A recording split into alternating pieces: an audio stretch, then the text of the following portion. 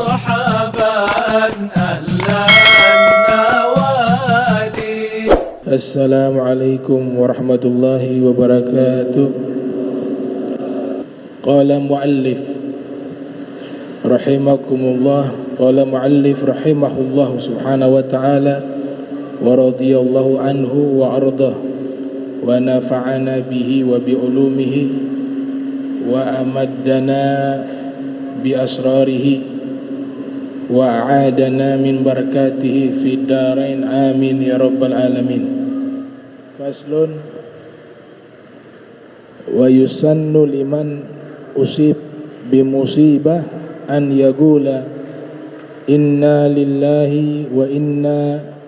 وإنا إليه راجعون، واعلم أن النصر من الله للعبد إنما يكون مع صبر، أي التأني والتسليم لقضاء الله تعالى والانكسار.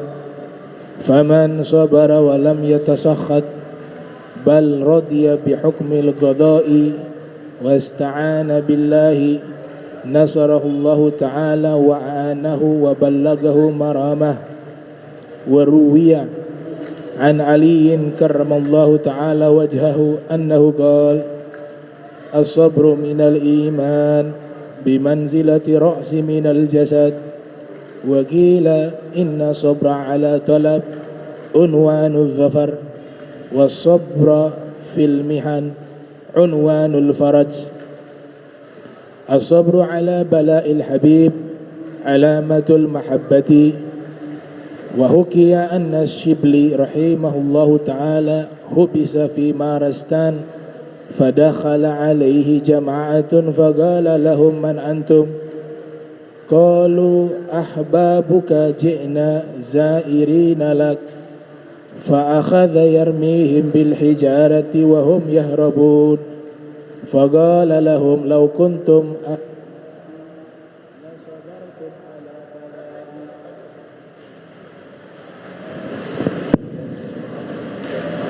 wa yusannu liman usib bimusibah, disunnahkan kepada orang yang ditimpa musibah, an yaqula, ia membaca kalimatul istirja', inna lillahi wa inna ilaihi raji'un, sesungguhnya kami milik Allah dan sesungguhnya kami akan kembali kepadanya. Ini disunnahkan jika kita ditimpa musibah untuk membacakan kalimat tersebut berdasarkan firman Allah. Golongkan orang-orang yang ketika ditimpa musibah dia tidak mengeluh, dia tidak memprotes musibah itu, tapi justru dia mengingat Allah dengan membaca kalimat zikir, inna lillahi wa inna ilaihi raji'un, disebut dengan kalimatul istirja', yang artinya menyerahkan sepenuhnya segala sesuatu kepada Allah Subhanahu wa taala. Tatkala kita membaca kalimat ini di saat ditimpa musibah, Allah kabarkan yang luar biasa. Allah nyatakan, berikanlah kabar gembira kepada orang-orang yang bersabar terhadap musibah. Kabar gembira. Wa basyiris sabirin, berikanlah kabar gembira kepada orang-orang yang bersabar ketika tertimpa musibah. Bagaimana ciri-ciri orang-orang yang bersabar ketika tertimpa musibah? Tidak banyak curhat ke sana kemari, tapi dia curhatnya kepada Allah, dan dia tidak memprotes apa yang Allah berikan kepadanya dari berbagai macam musibah. Maka Allah katakan, orang semacam ini dia dapat kabar gembira, kata Allah Subhanahu wa taala. Cirinya dia membaca kalimatul istirja', alladzina idza asabathum musibah qalu inna lillahi wa inna ilaihi raji'un. Kita semua milik Allah. Alam semesta milik Allah, ruh, jasad milik Allah, anak, istri, harta milik Allah. Jadi kita tidak memiliki apapun. Konsep yang harus kita tanamkan di dalam pikiran dan di dalam hati kita, bahwa yang kita miliki saat ini di dunia bukan milik kita tapi milik Allah. Adapun saat ini yang kita miliki titipan sesaat. Kalau konsep ini digunakan, tatkala Allah ambil barang titipan tersebut, sedih manusiawi, tapi tidak menghancurkan kejiwaannya. Tapi kalau sudah merasa memiliki, maka ketika Allah mengambilnya, bisa stres, bisa gila, karena merasa memiliki. Ini konsep luar biasa untuk menjaga jiwa kita tidak hancur ketika mengalami musibah. Dan Allah berikan pahala di saat itu juga. Ulaika alaihim shalawatum mir rabbihim wa rahmatun wa ulaika humul muhtadun. Dia dapat 3. Yang pertama, mereka orang-orang yang bersabar itu, atas mereka mendapatkan apa? Salawatun min rabbihim, salawat dari pencipta mereka. Al-Imam At-Tabari yang dilahirkan pada tahun 224 Hijriah, wafat pada tahun 310 Hijriah, menafsirkan kata salawatun min rabbihim ay maghfiratun min rabbihim. Dia mendapatkan pengampunan dari Allah Subhanahu wa taala. Yang kedua, dia mendapatkan rahmatun. Apa itu rahmat? Kasih sayangnya Allah. Dan yang ketiga, dia mendapatkan petunjuk. Ulaika humul muhtadun. Mereka itulah orang-orang yang diberikan petunjuk. Ketika ditimpa musibah, kita dapat kabar gembira, dapat makfirah, ampunan Allah. Yang kedua, dapat kasih sayangnya Allah. Yang ketiga, mendapatkan petunjuk jika kita bersabar menerima ujian tersebut. Al-Habib Abdullah bin Muhsin Al-Attas, beliau menguraikan bahwa musibah yang dialami oleh seseorang itu ada 3 jenis, atau bala yang ditimpa itu ada tiga jenis. Innal bala'a thalathatu anwa'. Sesungguhnya bala dan musibah itu ada 3 macam. Ada 3 klasifikasi. Yang pertama, raf'ud darajat. Allah berikan bala dan ujian dengan tujuan mengangkat derajat di sisi Allah Subhanahu wa taala. Makin besar ujiannya dan makin bersabar dia, maka dia makin mulia di sisi Allah Subhanahu wa taala. Makin diangkat derajatnya di akhirat. Seperti siapa? Golongan para nabi, para rasul. Semua para nabi, para rasul yang Allah utus tidak terlepas dari ujian. Padahal mereka adalah manusia yang paling terbaik dan manusia yang paling dicintai oleh Allah Subhanahu wa taala, tapi mereka justru mengalami musibah yang paling berat, ujian yang paling berat. Bukan karena Allah tidak senang kepada mereka, bukan karena Allah murka kepada mereka, tidak, sebaliknya Allah cinta kepada mereka lewat memberikan ujian agar derajat mereka makin mulia, makin tinggi di sisi Allah Subhanahu wa taala. Sebagaimana hadis yang diriwayatkan oleh Imam At-Tirmidzi yang dilahirkan pada tahun 209 Hijriah, wafat 279 Hijriah, Rasul sallallahu alaihi wasallam bersabda, "Inna asyaddan nasi bala'an al-anbiya, thumma al-amthal, fal-amthal yubtal ar-rajulu ala hasabi dinih, fa in kana dinuhu soloban ishtadda bala'uh." Rasul bersabda, jenis manusia atau manusia yang paling berat ujiannya adalah para nabi. Setelah para nabi, orang-orang yang mengikuti jalan para nabi, kaum solihin. Seseorang diuji oleh Allah berdasarkan tingkatan keimanannya, tingkatan agamanya.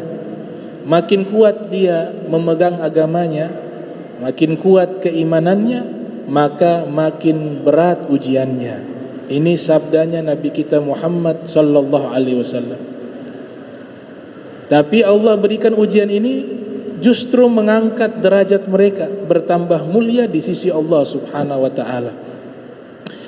Jenis yang kedua, bala yang Allah berikan berupa kafaratuz dzunub, penghapus dosa. Kita ditimpa hal-hal yang tidak menyenangkan, musibah, masalah, kesumpekan di dalam hati itu, jika kita bersabar, dia menggugurkan dosa-dosa kita. Nah, ini Allah berikan kepada siapa? Orang-orang muslim. Orang-orang muslim seperti kita diberikan kafaratuz dzunub, penghapus dosa ketika bersabar di saat tertimpa musibah.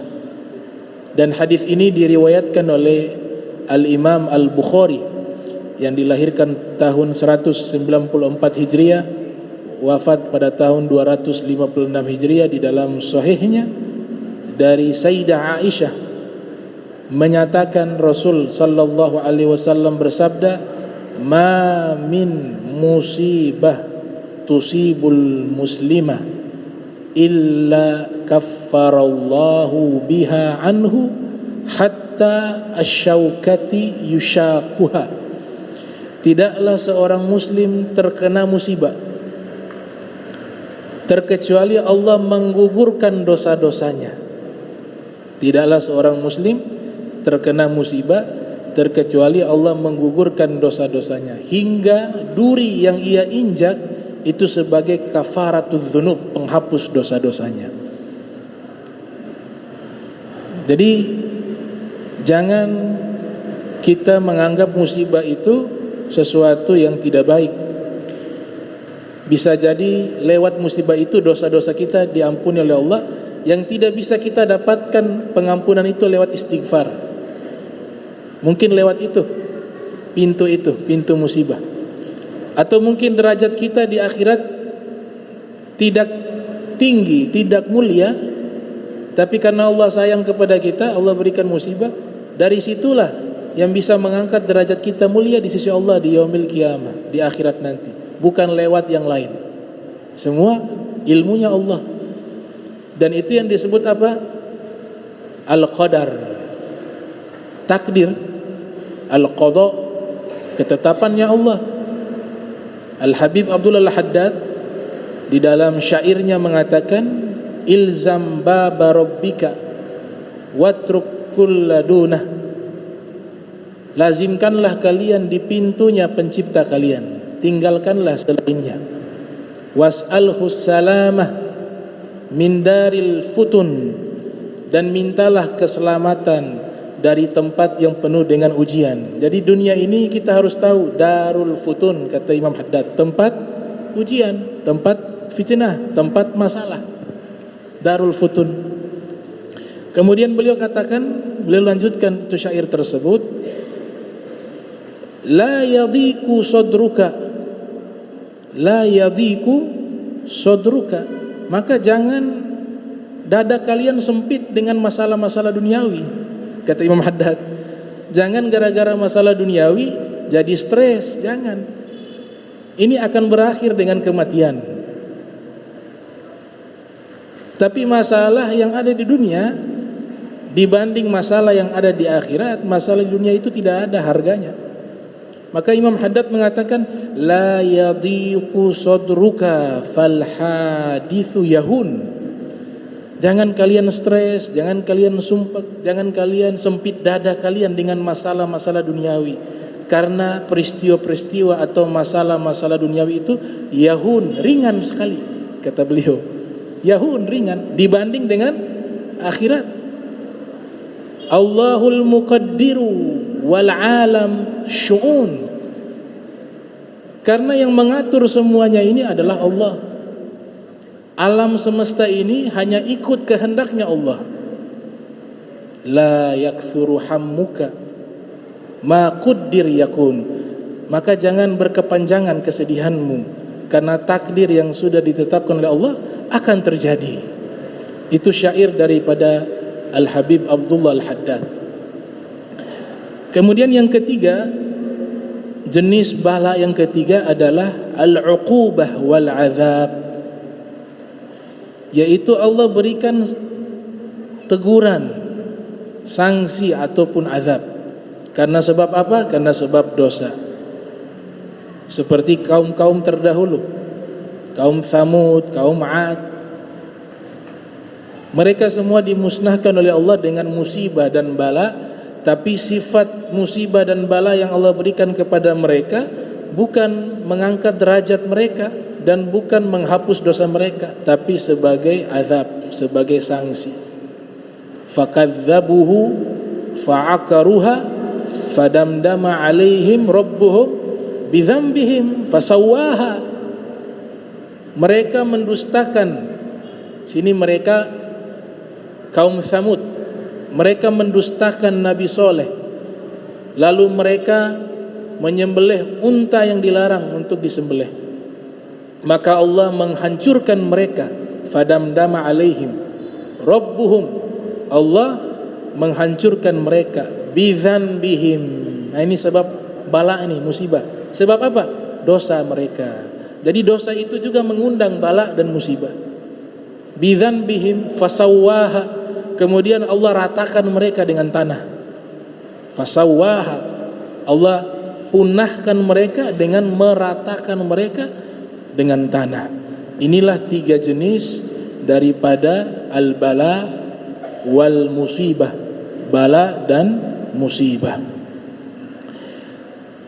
Orang yang bersabar di dalam musibah ini dijelaskan oleh sahabat bernama Abdullah ibnu Abbas. Abdullah ibnu Abbas mengatakan, as-sabru fil Qur'ani ala thalathati awjuhin. Sabar di dalam Al-Quran ada 3 macam kesabaran. Yang pertama, sabrun ala adai faraidillahi ta'ala falahu 300 darajat. Yang pertama, sabar di dalam menunaikan kewajiban-kewajiban Allah.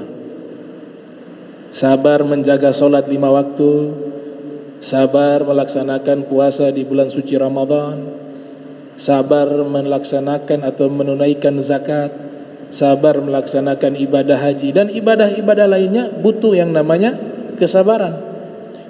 Nah, sabar di dalam menunaikan kewajiban-kewajiban Allah Subhanahu wa taala, dia diberikan 300 derajat kata Ibnu Abbas. Dan ini diriwayatkan oleh Al-Imam Al-Ghazali yang dilahirkan tahun 450 Hijriah, wafat 505 Hijriah, di dalam kitabnya Ihya. Sabar yang kedua, sabrun an maharimillah. Sabar daripada menghindar dari hal-hal yang diharamkan Allah. Sabar menghindari maksiat. Sabar menjaga pandangan mata dari yang haram. Sabar menjaga lisan dari berkata yang tidak baik. Seluruhnya ini sabar terhadap hal-hal yang diharamkan Allah. Tingkatannya lebih tinggi daripada taat. Melaksanakan kewajiban-kewajiban Allah dibanding dengan menjaga diri dari hal-hal yang diharamkan. Itu menjaga diri, bersabar dari hal-hal yang diharamkan, derajatnya lebih tinggi kata Ibnu Abbas, karena lebih sulit. Berapa derajat? Falahu 600 derajat. Dia mendapatkan 600 derajat. Nah, sabar yang paling tertinggi ini. Yang ketiga, sabrun alal musibah inda sadmatil ula. Sabar ketika ditimpa musibah. Tapi sabarnya ketika benturan yang pertama. Ketika pertama kali kena musibah, dia bersabar di awal. Itu diberikan baginya falahu 900 derajat, 900 derajat. kata Sayyiduna Ibnu Abbas. Sebagaimana hadis Nabi kita Muhammad sallallahu alaihi wasallam, innama sabru inda sadmatil ula, intisari dari sabar di saat benturan yang pertama, kata Nabi Muhammad sallallahu alaihi wasallam. Ini jenis-jenis kesabaran. Al-Imam Ali bin Abi Thalib karramallahu wajha, beliau menyatakan as-sabru minal iman, sabar bagian dari keimanan, bimanzilati ra'si minal jasad, berposisi layaknya kepala dari seluruh tubuh. Jadi puncak daripada agama itu adalah sabar. Kenapa demikian? Karena semuanya, baik itu bentuk ketaatan berupa melaksanakan kewajiban-kewajiban Allah, semuanya butuh sabar. As-salatu tahtaju ila sabr, menjaga solat itu butuh kesabaran. Waz-zakatu tahtaju ila sabr, zakat juga, mengeluarkan zakat butuh kepada kesabaran. Was-saumu yahtaju ila sabr, puasa juga butuh kepada sabar. Wal hajju yahtaju ila sabr, melaksanakan ibadah haji juga butuh kepada sabar. Kenapa demikian?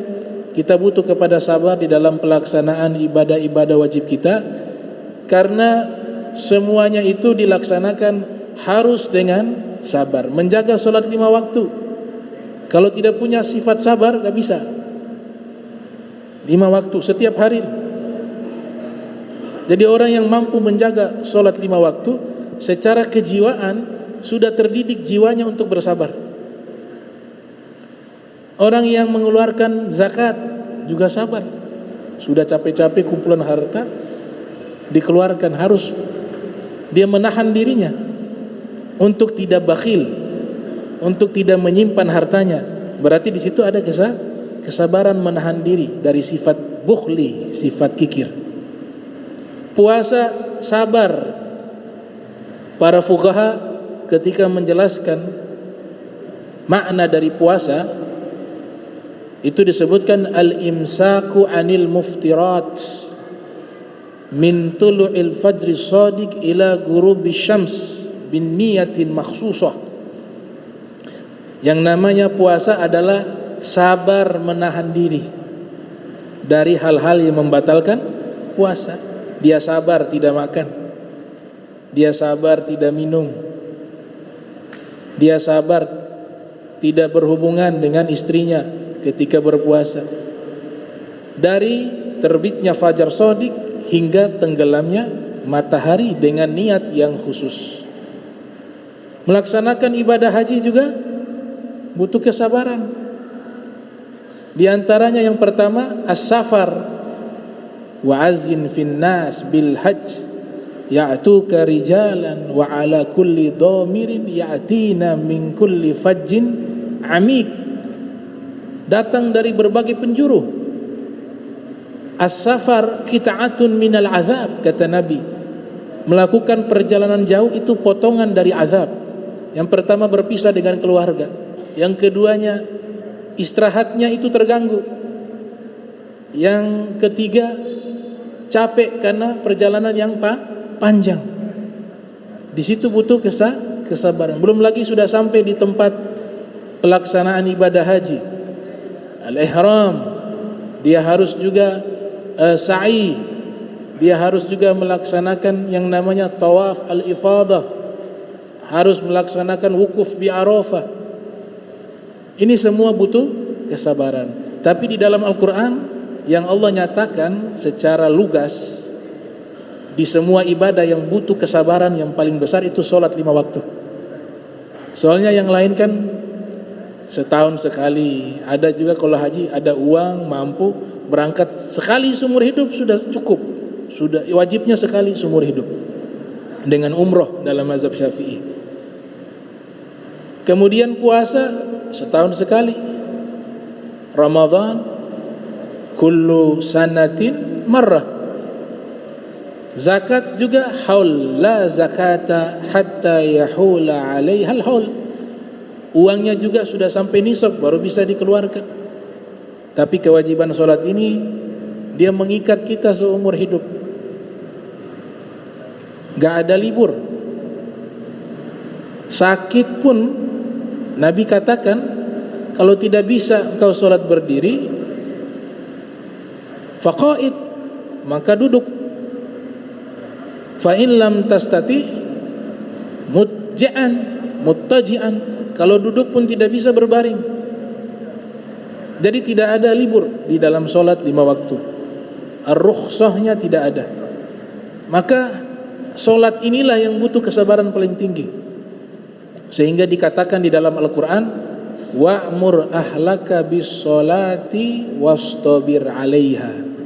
Perintahkanlah keluargamu untuk solat dan bersabar di dalam menjaga solat. Di sini kesabarannya double. Sabar yang pertama nyuruh anak istri. Allah perintahkan gak cukup kita solat, kita harus suruh orang yang di dalam rumah juga. Ahlaka di situ istri kita, anak kita, pembantu kita juga. Nah, ini butuh kesabaran. Sudah disuruh tidak dibuat, disuruh terus. Gak boleh kita tinggalkan kewajiban ini karena perintah dari Allah. Perintahkanlah keluargamu. Maknanya secara global, penghuni rumahmu untuk sholat 5 waktu. Itu sabar tuh butuh. Selalu diingatkan kepada istri, kepada anak, kepada asisten rumah tangga yang ada di rumah kita. Wa'mur ahlaka bis-sholati wastabir 'alaiha. Sudah diperintahkan butuh kesabaran. Ketika pelaksanaan menjaga 5 waktu juga butuh kesabaran. Allah tidak sebut puasa harus sabar. Allah tidak sebut haji harus sabar. Allah tidak sebut zakat harus sabar. Walaupun di dalamnya harus ada kesabaran. Tapi secara khusus Allah sebutkan bersabar di dalam sholat. Karena disinilah yang paling membutuhkan kesabaran. Di ayat yang lain juga Allah Ta'ala berfirman, ya ayyuhalladzina amanu ista'inu bis-sabri was-salah innallaha ma'as-sabirin. Wahai orang-orang beriman, tolong menolonglah kalian di dalam apa? Bersabar dan solat. Digandengkan sabar dan solat. Ya, memang ibadah ini butuh kesabaran, butuh istiqomah, butuh kesungguhan di dalam menjaga solat 5 waktu. Ini makna-makna daripada kesabaran yang dimaksudkan oleh Imam Ali, bahwa sabar itu bagian dari keimanan, berkedudukan bagaikan kepala dari seluruh jasad kita. Sabar juga arti lainnya adalah at-ta'anni. Arti lainnya adalah at-ta'anni. Ada pepatah mengatakan, man ta'anna nala ma tamanna. Siapa yang pelan-pelan bersabar melakukan sesuatu, dia akan peroleh apa yang ia cita-citakan. Dan ini berlaku bukan di dalam masalah ibadah, dalam segala aspek kehidupan butuh yang namanya sabar. Di dalam usaha, awal berusaha ya tidak mungkin laris, tidak mungkin ramai. Sabar, pelan-pelan begitu. Di dalam menuntut ilmu juga butuh kesabaran. Ala tanalul ilma illa bisittatin sa'unbika an majmu'iha bibayanin dzakain wa hirsin wastibarin wa bulgatin wa irsyadi ustazin wa tuli zamanin. Ini pernyataan Imam Ali bin Abi Thalib yang diriwayatkan oleh Imam Syafi'i, yang dinukilkan di dalam kitab Ta'lim Al-Muta'allim. Dikatakan kalian tidak akan bisa mendapatkan ilmu terkecuali kalian melewati dan memiliki 6 hal. Yang pertama, zakain, memiliki kecerdasan.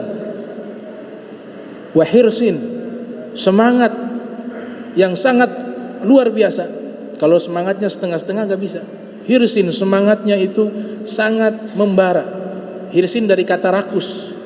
Ya, semangatnya seperti rakus begitu. manhumani la yashba'ani, talibul ilmi wa talibul mal. Dua golongan manusia yang tidak pernah kenyang selama-lamanya, penuntut harta dan penuntut ilmu. Pepatah mengatakan himamur rijal tahuddul jibal, semangatnya para lelaki bisa menghancurkan gunung-gunung. Kalau punya hirsun, itu syarat untuk bisa mendapatkan ilmu. Hirsun. Yang ketiga wastibarin, sabar. Yang keempat bulghah, fokus. Dia fokus, kalau menuntut ilmu fokus, gak sibuk dengan yang lain. Tujuan utama yang dia sibukkan menuntut ilmu. Dalam penjelasan yang lain, bulghah artinya punya biaya. Punya biaya. Yang kelima irsyad, ustaz, harus ada guru. Dan yang keenam tulis zaman, waktu yang panjang untuk bisa mendapatkan ilmu, tidak singkat. Salah satunya disebutkan oleh Imam Ali adalah sabar di dalam menuntut ilmu. Jadi semua hal, semua aspek kehidupan kita kalau mau berhasil, ini syarat wajibnya satu ini, sabar. Mau berhasil di akhirat, punya sifat sabar. Mau berhasil di dunia juga punya sifat sabar, sobrun. Makanya sabar ini disebutkan, diambil dari kata jamu yang sangat pahit, zadam. Zadam itu pahit.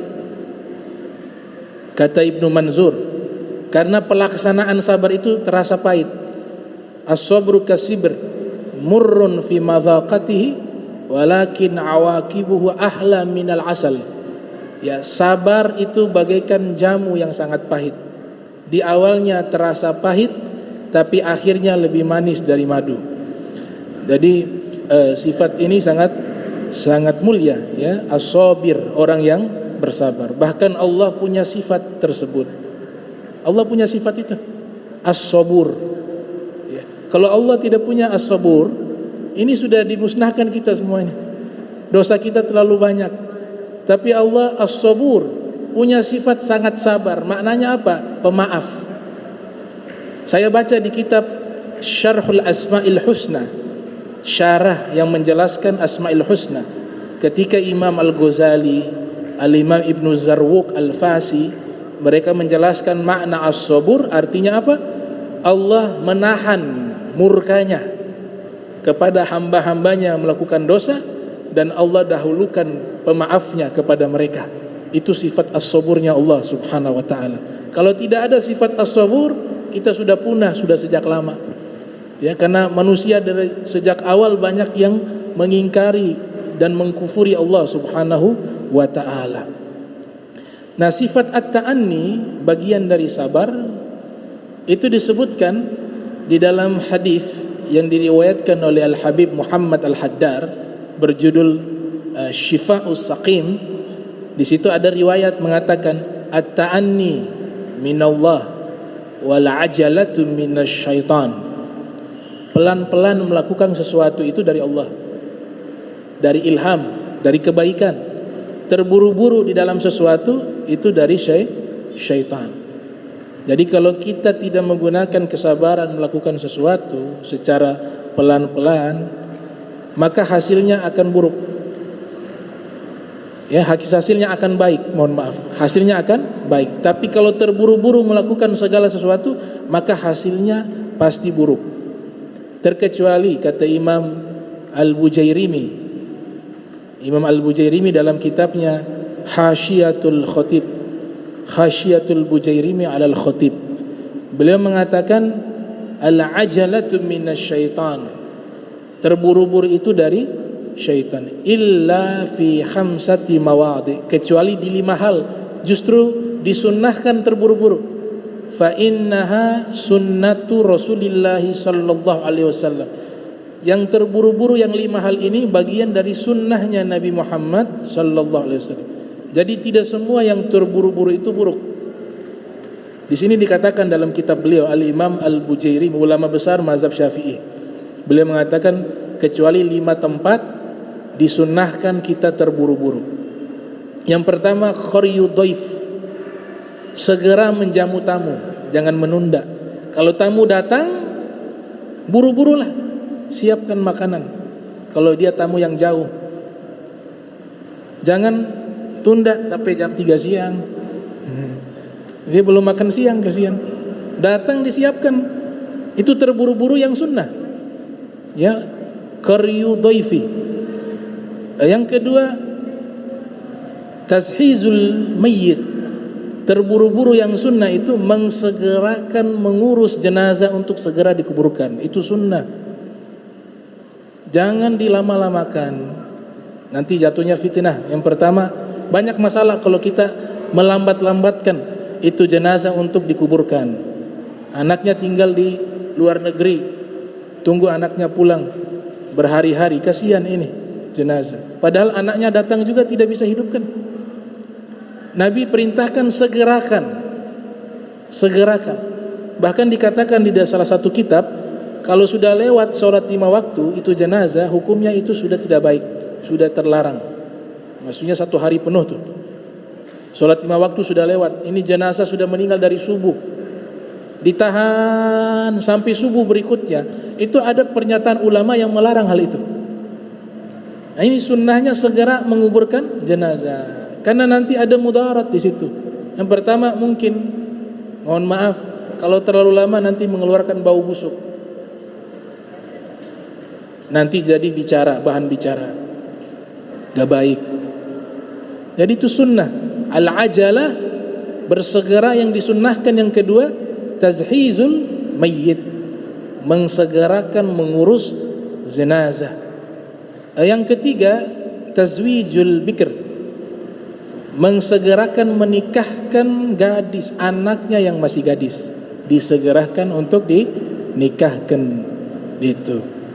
Jangan tunggu terlalu tua. Nah, ini ada juga masalah nih. Sebenarnya agama Islam tidak menyulitkan di dalam masalah pernikahan. Itu tidak menyulitkan, tidak ada standar biaya, tidak ada. 100 juta baru bisa menikah dengan anak saya. Itu Nabi sudah katakan, jika mahar sudah mahal, maka akan banyak terjadi perzinahan. Rasul yang katakan. Di zaman Nabi murah. Nabi berbicara masa kita nih sekarang.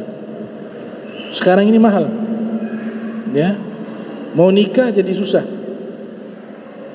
Nabi katakan kalau mahar sudah mahal, banyaknya perzinahan. Kenapa? Ya secara analogi berpikir masuk di akal, karena orang nanti sudah sulit menikah, akhirnya dia cari jalan pintas sudah. Kalau hasrat biologisnya itu sudah tidak bisa dipendam, dia berzina. Subhanallah. Itu. Dan justru Nabi berikan satu doa, semacam doa pernikahan yang paling berkah, yang paling murah maharnya, kata Nabi. Tapi jangan terlalu murah-murah sekali. Kalau murahnya sesuai adat di situ, semampunya. Ini yang ketiga, ya. Keempat, yang ketiga. Yang keempat yang disegerakan untuk disunahkan segera melaksanakan sholat di awal waktu. Nabi katakan di dalam hadis, Rasulullah SAW bersabda, ahabbul a'mali ilallahi subhanahu wa ta'ala as-salatu liwaktiha. Amalan yang paling Allah Ta'ala cintai yaitu sholat pada waktunya. Sholat pada waktunya. Jadi ketika waktu sholat telah tiba, waktu yang paling afdal di awal waktu. Sholat itu punya waktu banyak tuh. Ada waktu afdal awal waktu, ada waktu yang dibolehkan. Kita tahan sedikit, mungkin ada kesibukan yang sangat sibuk, itu boleh diundur, tapi tidak masuk waktu afdal. Dia di bawahnya selama tidak keluar waktu.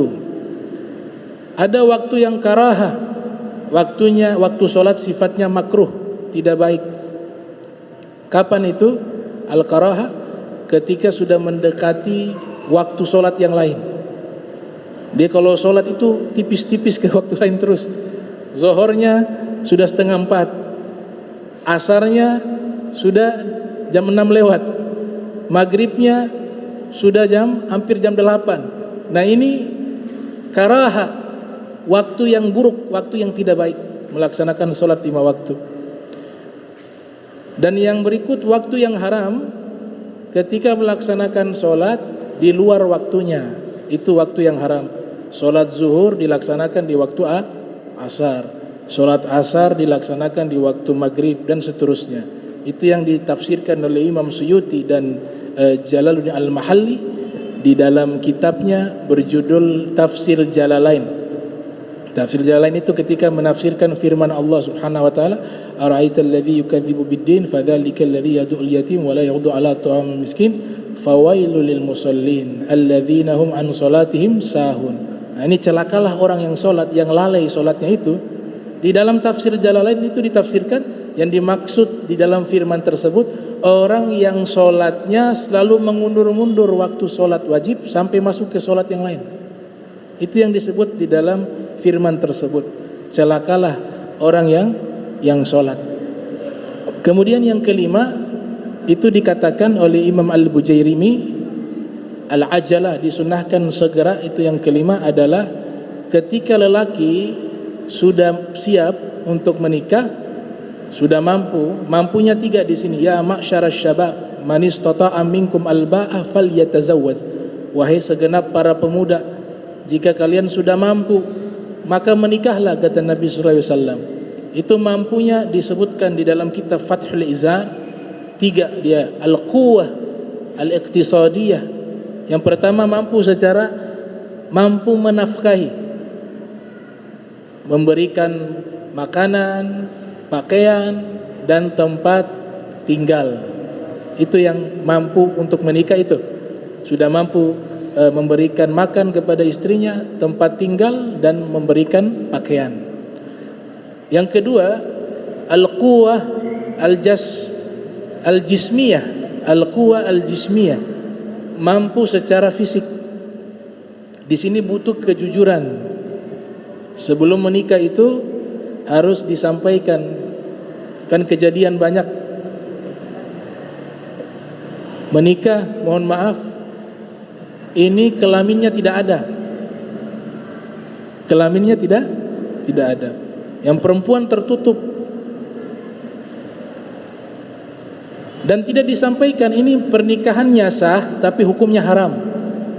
Pernikahannya sah, hukumnya haram. Kalau dia tidak beritahu, ya, dia sembunyikan itu. Kemudian terjadi pernikahan. Tahu-tahu menikah malam pertama, ini suami bingung.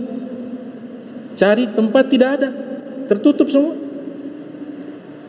Nah ini ulama katakan hukumnya adalah sah pernikahannya, tapi mendapatkan dosa. Ini yang perempuan yang mendapatkan dosa, haram. Sama halnya juga laki-laki demikian. Jika dia punya penyakit itu harus disampaikan kepada calon istrinya, sehingga pernikahan itu betul-betul jujur, tidak ada yang dirugikan. Itu. Tapi cukup di 4 orang ini saja, gak perlu lapor satu masyarakat, satu kampung, gak perlu. Namanya itu bodoh, itu aib, ditutup. Cukup yang bersangkutan yang mau menikah. Di zaman sekarang ini apalagi lebih berbahaya. Ada istilah lady boy, ya, lady boy, lady perempuan, gadis, boy anak laki-laki yang muda. Dia laki-laki tapi sudah persis sekali dengan perempuan. Proses apa? Proses operasi dan sebagainya. KTP-nya perempuan. Bisa gampang dibuat KTP perempuan. Tahu-tahu menikah, sudah berjalan bertahun-tahun, ini kisah nyata juga nih. Baru ketahuan ini ternyata laki-laki, tidak hamil-hamil. Ya gak mungkin hamil, gak mungkin bisa ada keturunan. Oh dia laki-laki, dia operasi secantik apapun dia, kita salaman gak batal wudhu, karena dia hukum dasarnya laki-laki. Nah itu. Jadi ini yang diperintahkan oleh Nabi kita Muhammad SAW. Di dalam beberapa kitab yang lain agak berbeda redaksinya. Ini diambil di kitab-kitab cetakan yang lain. Kurang lebih 5 tersebut yang disunnahkan untuk disegerakan menikah. Yang ketiga tadi, dia mampu tadi secara finansial, yang kedua mampu secara fisik, sehat walafiat. Beda halnya kalau dia sudah ceritakan tapi mau ya, beda. Saya sudah ceritakan begini, tapi si calon istri ini mau terima kekurangan saya, itu beda lagi, sah nikahnya dan tidak haram gitu. Atau sebaliknya.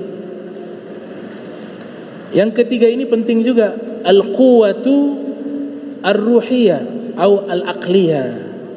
Dia mampu secara psikis, kejiwaan, dan secara mentalnya itu. Dia memang sudah siap untuk berumah tangga. Karena ini jadi faktor yang juga merusak rumah tangga tersebut ketika belum siap menikah. Maka itu sudah diajarkan oleh ulama di dalam kitab Fathul Izar. Ya, insyaallah kita lanjutkan lagi pembahasan kita, masih membahas tentang masalah kesabaran ini. Dan ini luar biasa. Di sini ada satu bab mengatakan as-sabru ala bala'il habib alamatul mahabbah. Sabar terhadap ujian dari orang yang ia cintai, tanda daripada cinta. Nah, itu. Ini nanti dibahas di pertemuan berikut. Insyaallah kita panjang umur, sehat wal afiyah, diberikan istiqamah fi ta'ah wal ibadah. Bismillahirrahmanirrahim. Alhamdulillahirabbil alamin. Allahumma salli wa sallim ala sayyidina Muhammadin wa ala sayyidina Muhammad. Allahumma jam'ana hadza jam'a marhuma wa tafarraqana min ba'di tafarraqa ma'zuma wa la tajal minna wa la minna syakila mahruma. Allahumma nadhih qulubana 'anit ta'alluqi biman dunak waj'alna min qaumin tuhibbuhum yuhibbunak. Subhanaka bihamdika asyhadu an anta astaghfiruka wa atubu ilaik. Wa sallallahu ala sayyidina Muhammadin wa ala alihi wa sahbihi wa barik wa sallam. Wa lafu minkum. Wassalamu alaikum warahmatullahi wabarakatuh.